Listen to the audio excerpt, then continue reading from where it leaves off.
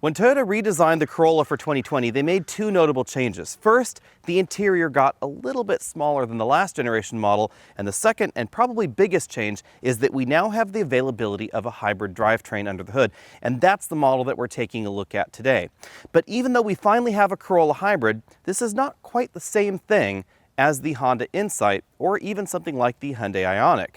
That's because, for the moment at least, the Corolla hybrid is available only in one trim, exactly like we're looking at right now.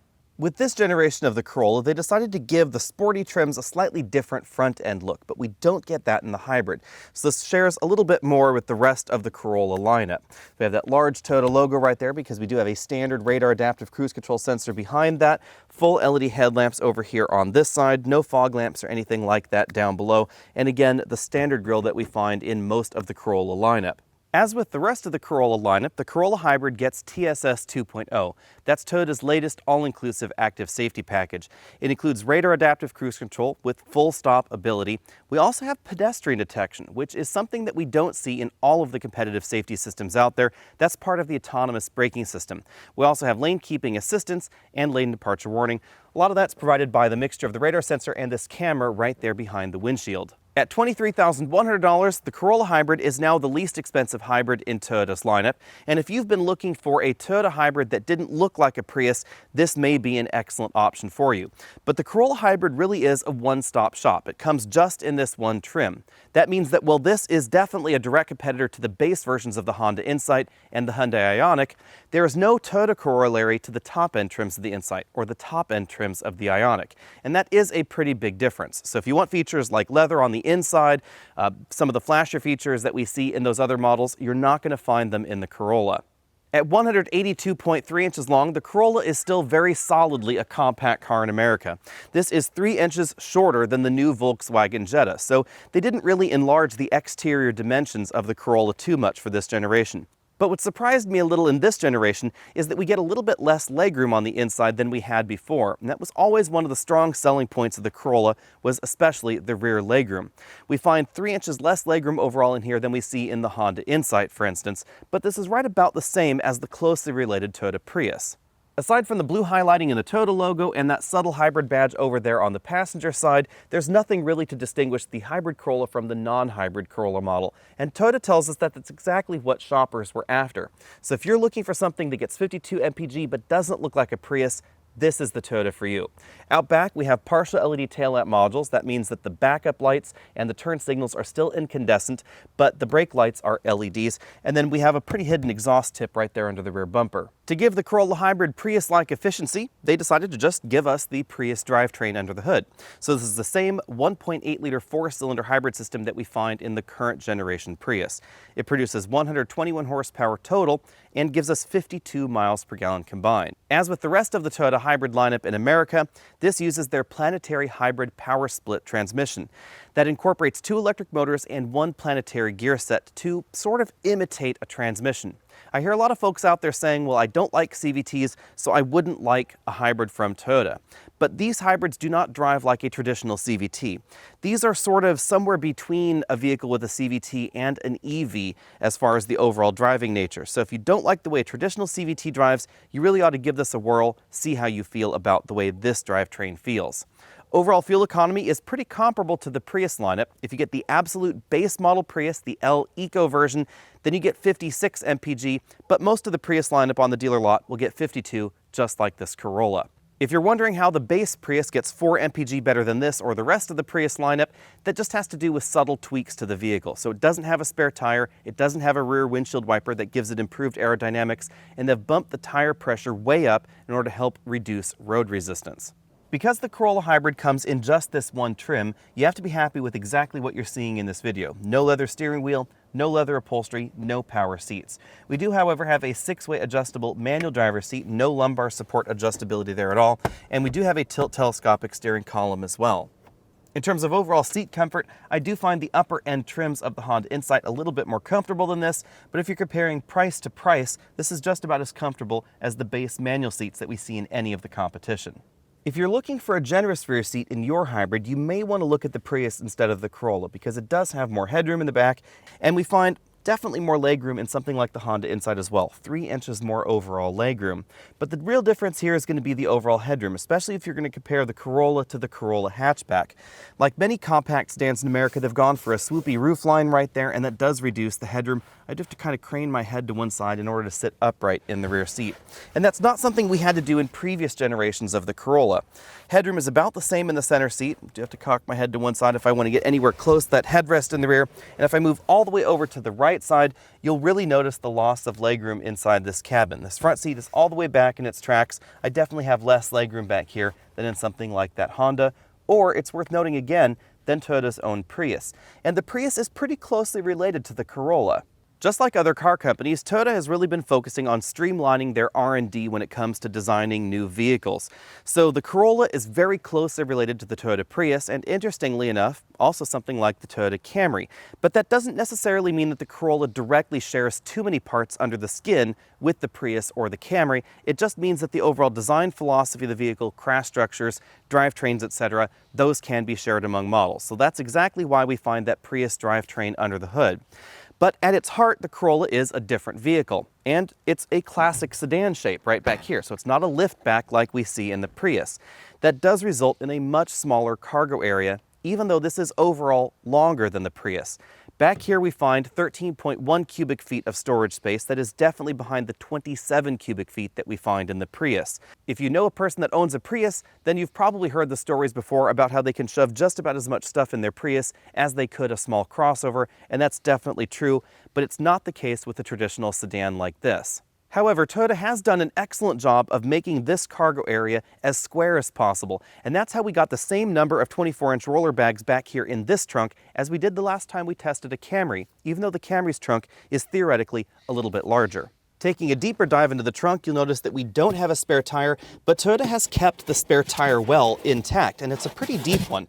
So if you wanted a hybrid vehicle in America that got 50 mpg and you wanted to put a full spare tire back there, you could definitely put a full-size spare here aftermarket. Again, as we look around the interior, keep in mind that this is available only in the one trim, so if you want features like a moonroof, you will have to look at another vehicle out there. Although we do have height adjustable shoulder belts for the driver and front passenger, that is a nice touch. All models have two-way adjustable headrests and the fabric seats that we see here with the quilted center section. The bolsters on the seat side and seat bottom cushion are fairly minor, so larger folks shouldn't have any problem sitting in here. If we move over to the front doors, we find a decent percentage of hard-touch plastics, just as you'd expect in an entry-level vehicle like the Corolla. But moving over to the dashboard, we definitely find more premium materials than we find in some of the vehicles in this segment. We find soft-touch materials right here in reach of the driver and front passenger. That includes this upper section and the lower section right there. Depending on the Corolla trim, these may be in contrasting colors, but in the hybrid model, again, we see just what we see here. We then have the color touchscreen infotainment system right here in the dashboard. This currently features Apple CarPlay, but we expect to see Android Auto coming soon because Toyota has finally announced that there will be vehicles with this same software that will support Android Auto. Now, I don't know whether you'll be able to upgrade this to Android Auto support later, but coming in 2020 or perhaps 2021, you should expect to see Android Auto support with this particular system. If you're not a fan of touch buttons for controlling the system, then you'll like the physical buttons on either side of that screen. As we work our way down the center console, we find two large air vents and then the controls for the single zone automatic climate control. Continuing down from there, we find a single USB input right there. It's a little awkwardly placed, if I'm honest, right there, sort of in the passenger footwell, and that's where we can plug in our smartphone or other device. There's a little storage bin right there without a lid. We have a pretty traditional console shifter, another reason that you might want to get this over the Prius if you don't like that joystick. We still have the increased engine braking mode down there, B. We also have an EV mode button, a button for the traction control system, and then a drive mode selector button. If I move down from the shifter, we find an electric parking brake and auto brake hold, and then two decently sized cup holders. Behind the steering wheel, we find the same partial LCD instrument cluster that we see in the rest of the Corolla lineup. It combines that full color LCD with a physical gauge for the tachometer, fuel level, and then the engine temperature over there on the right. Moving out from there, we see Toyota's latest steering wheel design. Again, this is not leather wrapped, it is just a urethane wheel. On the right side of the steering wheel, we find the buttons for that multifunction instrument cluster, back button, phone button, voice command, volume up, down, and then on the right side, we have track forward, backward, mode, and then the controls for the radar adaptive cruise control system and the lane keeping assistant. With the same hybrid system under the hood as the Toyota Prius and about the same curb weight as the Prius as well, Performance is pretty similar to the Prius. 0 to 60 happened in this model in 10.6 seconds. That is notably slower than something like the Honda Insight. The Insight has a great deal more power and more torque available because Honda was a little bit differently focused with their hybrid system than Toyota was with this particular system. The Insight in our last test went 0 to 60 in 7.9 seconds. And in our 60 to 0 braking test, the Insight also fared a little bit better at 121 feet versus 130 feet for this particular model here. So again, this is definitely very similar to the Prius in terms of overall behavior. That also translates pretty directly into the handling, although handling in the Prius is actually pretty good in this generation. A lot of folks give the Prius a hard time, but in this last generation, Toyota really dialed things up when it came to overall suspension tuning and overall handling ability. The biggest problem for a hybrid like this, or like the Prius, is the fact that we have low rolling resistance tires on this model in order to help improve overall efficiency, and that really does reduce the overall grip. But this is pretty similar to something like the Prius and of course the Honda Insight as well. When comparing handling in this segment, the biggest thing to remember is the size of the tire that we have on this model. They are pretty skinny, and we do find wider tires available in some of the competition. For instance, Toyota's own Prius. It does have available 215 tires, and that's going to handle a little bit better than the Corolla Hybrid. And if you want one of the better handling options in this segment, oddly enough, that would be the Hyundai Ioniq. You can get wider 225 width tires that are a little bit less economy focused in that model because they're really trying to improve overall handling performance in that top end model. Out on a rougher road like we're on here, we get a ride that's pretty similar to a lot of other compact sedans in America, and I would say very comparable to Honda's Insight. I'm going to give this an A- because this is not quite as comfortable as something like an absolute base Camry, which is definitely within the same price range as this particular Corolla model, but it's still definitely more comfortable than some of those firmly sprung entries in this segment. Although those wouldn't be direct competition to this, those would mostly be the sportier entries. One of the benefits to making a lot of vehicles that are closely related to one another, like this and the Toyota Prius, is that Toyota was able to put more money into the individual components, like the design of the suspension system, the design of the dampers, etc. And that results in a more polished ride in the Corolla, in the Prius, and in the rest of the Toyota product line than before, when they had to develop individual components for each vehicle. It's really noticeable out on a rough road like this where we have large potholes in the ground, etc., that this suspension doesn't become as upset as the last generation Corolla could. Back out here on the paved road, the Corolla suspension definitely has a higher level of polish in this generation than in the last, and that again translates right here to the hybrid model as well. This doesn't get upset over road imperfections the same way that the previous generation model did, and it doesn't feel quite as crashy sometimes either. Overall, it has a slightly more substantial feel. In our cabin noise test, we measured 72 decibels in here at 50 miles an hour, which is basically the same as the Honda Insight. It also is not very far off the Prius or the Ioniq, and that surprised me a little bit. I had thought that this might be a little bit quieter than the Prius out on the road, but depending on the Prius version you get, it could be substantially similar to this Corolla here. The reason I was surprised is that the Prius, like the Ioniq, is a liftback, and that means that we just get a small cargo divider between the trunk area and the cabin area, and that generally makes for a slightly louder cabin. As we've come to expect with Toyota's hybrid systems, fuel economy has been absolutely excellent. We'll be getting well over 50 mpg over a week of mixed driving in here. According to the EPA, you should be getting 52 mpg in this vehicle, and I don't see a problem with that. If you're driving in a lot of slow and go traffic or a lot of steady state highway travel, you're probably going to be right around that 52 to 54 mpg range. Remember that Toyota's hybrid systems do very, very well in slow and go traffic. So although the delta between this and the regular Corolla hybrid is about 20 or so mpg out on the open highway, if you're going to be driving this in stop and go or slow and go traffic, the delta is going to be massive because this isn't going to be running the engine all the time. Compared against the Honda Insight, the fuel economy in the Corolla is markedly better. We averaged about 44 mpg in our last week with the Insight, and some folks are surprised by that, but the real reason for the Insight's lower fuel economy performance is the delta between EPA testing and real-world driving. Out in the real world, folks drive 72 to 74 miles an hour all the time. And at those higher speeds, the Insight really doesn't do terribly well when it comes to fuel economy. That's all down to the overall design of the Honda hybrid system. At higher speeds, especially speeds over about 70 miles an hour, the fuel economy really seems to drop off a cliff. And we don't see that same level of drop in the Toyota hybrid systems. So the Corolla, even though obviously you're going to be getting lower fuel economy at 74 miles an hour than 64 miles an hour, the difference is much, much smaller than what we see in the Honda hybrid system.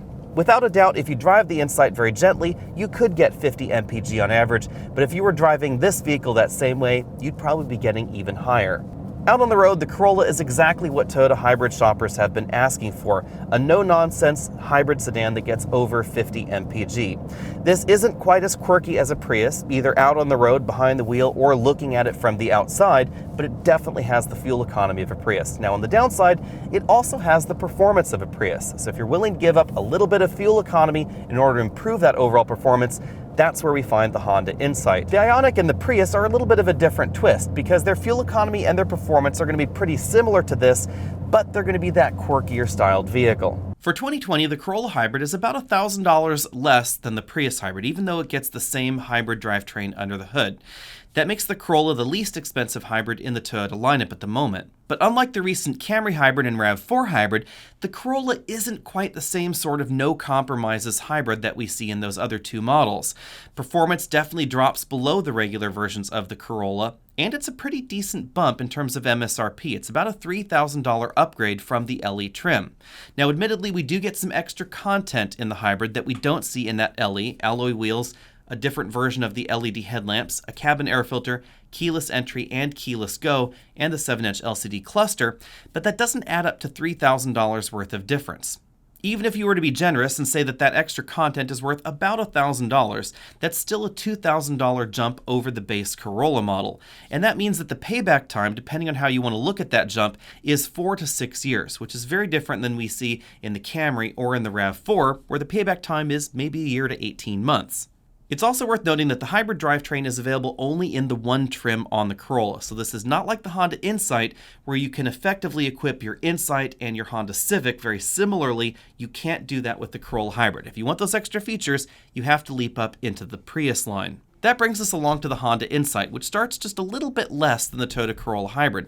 That surprised me a tiny bit because the Insight is the better performer here. We get notably more power and more torque out of the Honda Hybrid system. On the downside, fuel economy is definitely lower in the Insight in real-world driving. 52 mpg is what Honda says you should be able to get, and if you treat it gently, you can get 52, but in real-world driving, you should end up below the Corolla. In our last real-world driving test, we were running between 42 and 48 miles per gallon in that Honda Insight, even when driving it gently, and the main reason for that is the overall efficiency at speeds around 70 miles an hour or above.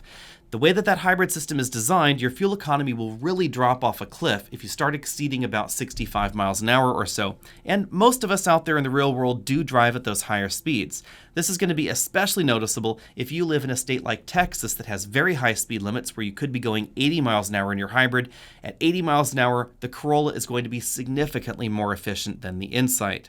Now on the flip side, I think the Insight is the more attractive vehicle, it's the more comfortable vehicle, it's also the option with more options because you can add a lot of stuff to the Insight that you just can't get in the Corolla Hybrid. For instance, if you want leather upholstery, a leather-wrapped steering wheel, leather-wrapped gear shift, etc., those are all available in the Insight. They're not available in the Corolla. I think that's a pity for the Toyota.